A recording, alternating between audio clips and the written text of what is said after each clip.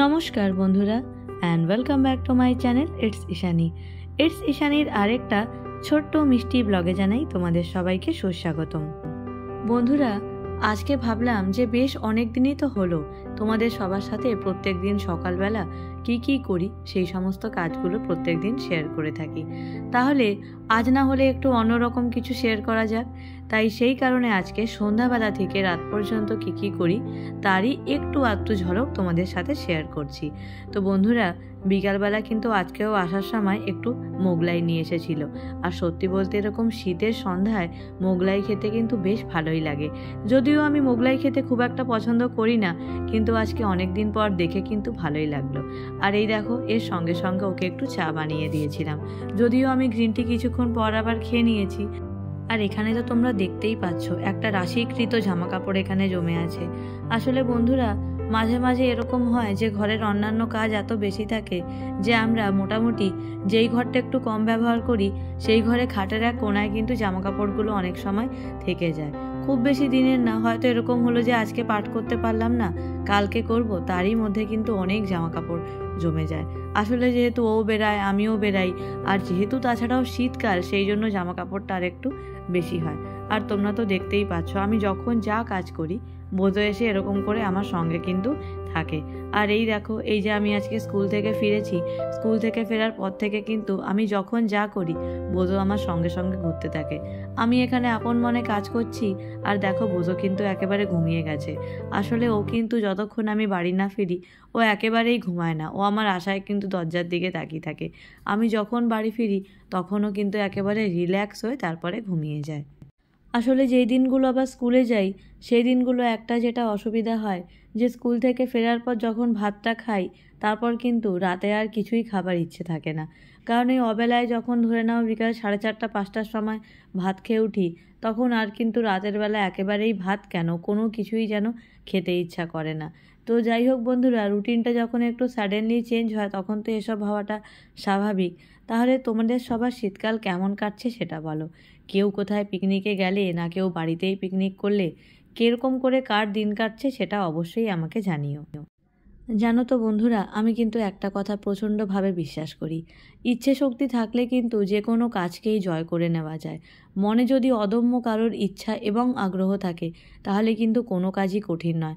তাহলে কিন্তু সমস্ত বাধা বিপত্তি পার করে অবশ্যই একদিন সফলতার মুখ দেখা যায়। সত্যি বলতে নিন্দুকেরা সবসময় কিন্তু নিন্দে করবেই। তুমি এগিয়ে যাচ্ছ এটা দেখলেও কিন্তু অনেকের একেবারে ভালো লাগবে না। মুখে হাসি থাকলেও অনেকে কিন্তু মনে মনে তোমাকে সমালোচনা করবে। কিন্তু যারা সমালোচনা করবে তারাও কিন্তু তোমার পেছনেই তোমাকে সমালোচনা করবে। তোমাকে সামনে এসে কিন্তু দুটো কথা বলার মতো সাহস তাদেরও থাকবে না। অনেকেরই দেখতে পাবে বন্ধুরা, ঘর দুয়ার সবসময় আগোছালো, জিনিসপত্র এদিক ওদিক ছড়িয়ে আছে। তবে কি বলো তো, ঘর দুয়ার কিন্তু লক্ষ্মী। ঘর দুয়ার আমরা যতটা সুন্দর করে পরিষ্কার পরিপাটি করে রাখবো ততই কিন্তু আমাদের সংসারে সুখ শান্তি সব কিছু বজায় থাকবে। আর বন্ধুরা, একটা কথা কি জানো তো, ধনী হওয়া মানেই কিন্তু সুখী হওয়া নয়। অনেককে দেখবে একচালা ঘরে থেকেও কিন্তু দিব্যি সুখে আছে, গাছের তলায় থেকেও কিন্তু মুখে হাসি। আবার অনেককে দেখবে অট্টালিকায় থেকেও কিন্তু মনে কোনো শান্তি নেই, মনে অনেক অশান্তি। তো বন্ধুরা, সবটাই কিন্তু আমাদের নিজেদের ওপর, যে আমরা নিজেদেরকে কি অবস্থায় রাখবো। আমরা নিজেদের মনকে খুশি রাখবো, না আমরা সবসময় মনে কোনো একটা দুঃখ নিয়ে ঘুরবো। দুঃখ আমাদের কার জীবনে নেই বলো? এক একজনের জীবনে এক এক রকম জিনিস নিয়ে দুঃখ। তারপরেও যারা দুঃখটাকে ভুলে থেকে যারা মুখে হাসি নিয়ে বাঁচতে পারে, আমার কাছে কিন্তু তারাই প্রকৃত মানুষ। তাহলে দেখো, তোমাদের সাথে কথা বলতে বলতে কিন্তু এখানে সব জামা কাপড়গুলো পাট করা হয়ে গেল। সত্যি বলতে আমাকে আমার মা কি বলে জানো, তুই এত সুন্দর করে জামা কাপড় পাট করিস যে তারপরে আর যেন আয়রন করার দরকারই হয় না। আর এই দেখো, এখানে এসে গেছি গোপালকে সজ্জা দিতে। সত্যি বলতে বন্ধুরা, গোপালকে কিন্তু সন্ধ্যার মধ্যেই সজ্জাটা দিয়ে নেওয়া ভালো। আর এই দেখো, এটা হচ্ছে আমার গোপু সোনার নতুন হুডি। এটা কিন্তু ওকে পরিয়ে রাতের বেলা ওকে সজ্জা দিই। হুডিটা কিন্তু বেশ সুন্দর, আমার খুব ভালোও লাগে। আর এখন তো শীতটা একটু কমে আসছে, ওই জন্য কিন্তু রাতে ওকে এরকম হুড়িটা পাড়াই। আর তোমাদেরকে তো বলেইছিলাম এই বিছনাপাতি এই সব কিন্তু আমাকে মিঠুদি বানিয়ে দিয়েছে। আর এই দেখো এবার এসে গেছি রান্নাঘরে। এখানে কিন্তু একটু ভাজা জিরে গুঁড়ো করে নিয়েছি। তোমাদেরকে তো আমি আগেও বন্ধুরা বলেছি যে আমরা কিন্তু রান্নায় সবসময় ভাজা জিরে গুঁড়ো বা ভাজা ধনে গুঁড়ো এগুলোই আমরা ব্যবহার করি। শুকনো খোলায় একটু গোটা জিরে বা গোটা ধনেকে ভেজে নিই, তারপর ওটাকে কিন্তু একটু মিক্সিতে ভালো করে পাউডারটা বানিয়ে নিই, মানে গুঁড়োটা করে নিই, এবং যে কোনো রান্নায় কিন্তু সেটাকেই ব্যবহার করি। এতে কিন্তু যে কোনো রান্নার স্বাদ অনেকাংশে বেড়ে যায়। তোমরা অবশ্যই ট্রাই করো। তো যাই হোক, আজকে ভেবেছিলাম ওকে এসে জিজ্ঞেস করলাম তুমি কি খাবে। ও আবার আজকে দুপুরবেলা বলল যে আমার কিন্তু আজকে দুপুরে ভাত খাওয়া হয়নি, আজকে দুপুরবেলা অফিসের কাজে বাইরে বেরিয়েছিলাম, আজকে রুটি খেয়েছি।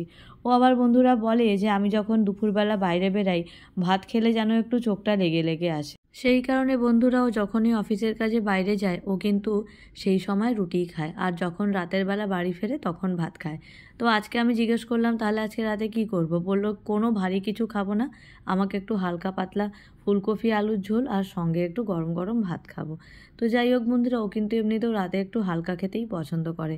তো আমি বললাম ঠিক আছে, ওই দেখো একদিকে ওখানে ভাত চাপিয়ে দিয়েছি আর এদিকে আলু ফুলকপির ঝোলটা বানিয়ে নিচ্ছি। সত্যি বলতে এই ফুলকপি আলুর ঝোলটা আমি কিন্তু রুটির থেকে বেশি ভাতের সাথে খেতে পছন্দ করি। তাই মাকে বললাম আমার জন্য এক বাটি ঝোল রেখে দাও, আমি আবার কালকে স্কুলে যাবার আগে একটু আমি ভাত দিয়ে খেয়ে যাব। আর এই দেখো ফুলকপিটা কিন্তু ভাপিয়ে নিয়ে জলটা ফেলে দিয়েছি, আর এরপর কিন্তু কপিটা একটু সুন্দর করে ভেজে নিচ্ছি। আচ্ছা বন্ধুরা, তোমরা সবাই নতুন আলু খেতে ভালোবাসো না পুরানো আলু? আমি জানি অনেকেরই নতুন আলু খেতে ভালো লাগে, আমার কিন্তু আবার পুরনো আলুটাই খেতে বেশি ভালো লাগে। নতুন আলুটা আসলে একটু শক্ত রয়ে যায়। যদিও আমি অনেক সময় কুকারে ভালো করে সিটি দিয়ে নিই, তা সত্ত্বেও দেখেছি একটু তো শক্ত ভাবটা রয়ে যায়। তো যাই হোক, এখানে এই দেখো এখানে আমার কাঁচা লঙ্কা জিরা আদা সব কিছু দিয়ে একটা সুন্দর করে একটা মশলা বানিয়ে নিয়েছিলাম। এবার এতে একটু কাঁচা লঙ্কা চেরা আর একটু টমেটো দিয়ে দিলাম। এবার এটা দিয়ে মশলাটা একটু ভালো করে কষিয়ে নেব। সত্যি বলতে কি, এই মশলাটা দিয়ে যে কোনো রান্না করলেই খাবারের টেস্ট কিন্তু একেবারে দ্বিগুণ হয়ে যায়। আর এখানে একটু হলুদ গুঁড়ো, লঙ্কা গুঁড়ো আর একটু ভাজা জিরে গুঁড়ো দিয়ে দিয়েছি। তবে এই লঙ্কা গুঁড়োটা কিন্তু একেবারেই দোকান থেকে কেনা না।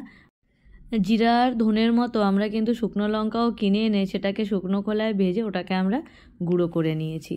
তো এই দেখো এবার এখানে একটু ঝোল দিয়ে নিয়েছিলাম, ঝোলটা যখন ফুটলো তখন তাতে একটু ফুলকপি আর আলুটা দিয়ে নিলাম। এবার এটাকে একটু সুন্দর করে টানিয়ে নেব। বন্ধুরা, আলুটা যদিও আমি একেবারে আঁচটা কমিয়ে ভালো করে ভেজে নিয়েছি, তাও দেখবে ভেতরে যদি একটু জলটা না যায় তাহলে কিন্তু খেতে ভালো লাগে না। তো এই দেখো এখানে আমাদের আলু ফুলকপির ঝোল কিন্তু একেবারে রেডি। আর সত্যি বলতে ও এটা খেতে এত পছন্দ করে, ও কিন্তু এটা দিয়ে এক থালা ভাত খেয়ে নেয়। এবারে আমি নিজের জন্য একটু এই দেখো রুটি করব বলে এখানে আমার জন্য একটু আমি রুটি বেলে নিচ্ছি। সত্যি বলতে আজকে কিন্তু মা বলল আমিও আজকে রাতে ভাতই খাবো, ফুলকপির ঝোলটা দেখে বেশ ভালো লাগছে, ওই জন্য আমিও আজকে রাতে একটু ভাত খাবো। মা আর আমি রোজই রাতে রুটি খাই, আমার কর্তামশাইও রোজ রাতে রুটিই খায়, কিন্তু আজকে ওই যে বললাম বাইরে যেহেতু খেয়েছে। এই দেখো আমাদের কিন্তু এখানে রুটি একেবারে রেডি। আজকে আমি বলেছিলাম আজকে আমি আর কিছু খাবো না, আজকে সঙ্গে শুধু একটা ডিম ভেজে নেব।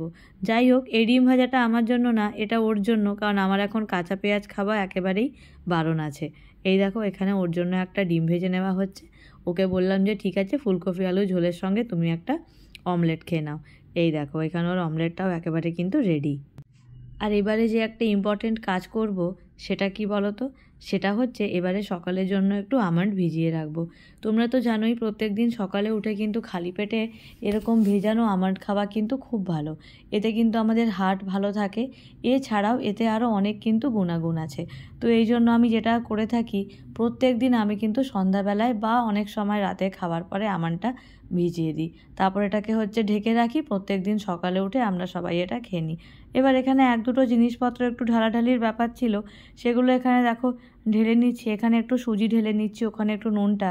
আর এরপর কিন্তু সুজিটাকে সবসময় আমরা একেবারে যখনই আমরা রাখি ড্রাই রোস্ট করেই রাখি, এতে কিন্তু আমাদের অনেকটা সময় সেভ হয়ে যায়। তো এরপর এই সমস্ত কিছু করতে করতে ও আবার একটু বাইরে বেরিয়েছিল। এই দেখো বোধও কিন্তু একেবারে টের পেয়ে যায়, ও যখনই বাইরে থেকে আসে, আমরা যাই না কেন এত লোকজন আসে যায়, যে যখনই আসে বোধও কিন্তু এরকম করে না, কিন্তু ও যখন আসে বোধও কিন্তু ওর বাইকের শব্দে একেবারে বুঝে যায় যে ও এসছে, আর বোধও কিন্তু এরকমই করতে থাকে। দেখো কত আনন্দ হয়ে গেছে। ওরা কিন্তু যখন আনন্দ হয় ওরা কিন্তু নিজেদের দেখো লেজ নাড়তে থাকে, তোমরা দেখতেই পাচ্ছ বোধও কতটা আনন্দ হয়ে গেছে। আর দেখো এখানে এরকম করে দৌড়ভাগ করে বেড়াচ্ছে। আমি অনেককেই দেখেছি, অনেক বোনেরা, অনেক দিদিরা, অনেক বন্ধুরা ডেলি ব্লগ শেয়ার করে, কিন্তু আমি একটা কথা সবসময় বলি, যাদের ঘরে এরকম পোষ্যরা আছে, মানে এরকম চারপে বাচ্চারা আছে, তাদের কিন্তু অনেকাংশে কাজটা অনেক বেশি থাকে। তোমাদের যাদের ঘরে ছোট ছোট বেবিস আছে তাদের যেরকম কাজের চাপটা অনেক বেশি, বিশ্বাস করো যাদের ঘরে এরকম একটা চারপে বাচ্চা আছে তাদের কিন্তু কাজের অংশটা তোমাদের থেকে কোনো অংশে কম না। ওদেরকে কিন্তু খেয়াল রাখা, যত্ন করা, ওদেরকে ভালোবাসা সম্পূর্ণ একটা সন্তানের মতো। নিজের সন্তানকে যেভাবে যতটা যত্নে, যতটা ভালোবেসে বড় করতে হয়, ওদেরকেও কিন্তু ঠিক ততটা। সত্যি বলো তো, ভাবলে কত খারাপ লাগে, ওদের জীবনটাই এরকম। ওরা যখন একদম ছোট থাকে তখন ওদের মায়ের থেকে আলাদা করে ওদেরকে আমরা আমাদের কাছে অ্যাডপ্ট করে নিয়ে আসি। এরপর যদি আমরা ওদেরকে অতটা ভালোবেসে, অতটা যত্ন করে না রাখি, তাহলে কি ওদেরই ভালো লাগবে? সত্যি বলতে বন্ধুরা, আমি জানি অনেকের কাছে কথাটা একটু বাড়াবাড়ি বলে মনে হবে, বোধকে কিন্তু আমরা সবাই আমাদের বাচ্চার মতো ভালোবাসি। ও কিন্তু আমাদের সবার একেবারে চোখের মণি। ওকে না দেখলে কিন্তু আমাদের 5টা মিনিটও সময় কাটে না। আর ও আমাদেরকে ভীষণ ভালোবাসে। সত্যি বলতে বন্ধুরা, ওদের কাছ থেকে আমরা এতটা ভালোবাসা পাই, এটা কিন্তু আমরা কোনোদিন কোনো মানুষের কাছ থেকে পাবো না। তুমি যদি ওদেরকে আদর করে 5 মিনিটের জন্য বাইরে গিয়ে তুমি যদি আবার 5 মিনিট পরও ঘরে আসো, দেখবে তোমাকে দেখে ওরা এত আনন্দ হবে, মনে হবে যেন তুমি আবার 1 বছর পর ফিরে এসছো। তো যাই হোক বন্ধুরা, এই ভালোবাসাটা একমাত্র কিন্তু ওরাই আমাদের দিতে পারে। এটা কিন্তু তুমি কোনোদিন কোনো মানুষের কাছ থেকে কখনো পাবে না, একেবারে না। তো যাই হোক বন্ধুরা, এখানে দেখে নাও, এখানে আমার বিছানা করা একেবারে হয়ে গেছে, আর এবার একটু ঘরটা ঝাড় দিয়ে নিচ্ছি। এই বন্ধুরা, এই যে কতবার সারাদিনে ঘর ঝাড় দিই, কারণ যতই হোক ওরা যখন ঘরে থাকে ঘরটা কিন্তু আরও বেশি ক্লিন রাখতে হয়। আর এই রাতের বিছানাটা করা থাকলে কিন্তু মনে হয় যেন একটা অনেক বড় কাজ হয়ে গেল, তাই না বলো? ওখানে রান্না বান্না হয়ে গেছে, মোটামুটি বাকি সব কাজ কমপ্লিট। ওই জন্য ভাবলাম আগে থাকতে বিছানাটা করে নিই, কারণ এখন আবার সবাই হলে বসে টিভি দেখছে। কিছুক্ষণ পর যখন আবার একেবারে ঘুমানোর টাইম হয়ে যাবে, তখন কিন্তু আর ইচ্ছা হবে না যে আবার তখন এসে বিছানাপাতি করি। সেই জন্য যা করার এখনই সব কিছু করে একেবারে রেডি করে রাখছি। তো বন্ধুরা, এটা কিন্তু হলো ডেলিকার একটা কাজ। এবার ইচ্ছা হলো যে আবার একটু বসে নিয়ে টিভি দেখে নিই, তাই দেখো, তাই একটু বসে বসে আবার একটু টিভি দেখতে এখানে বসে গেছি।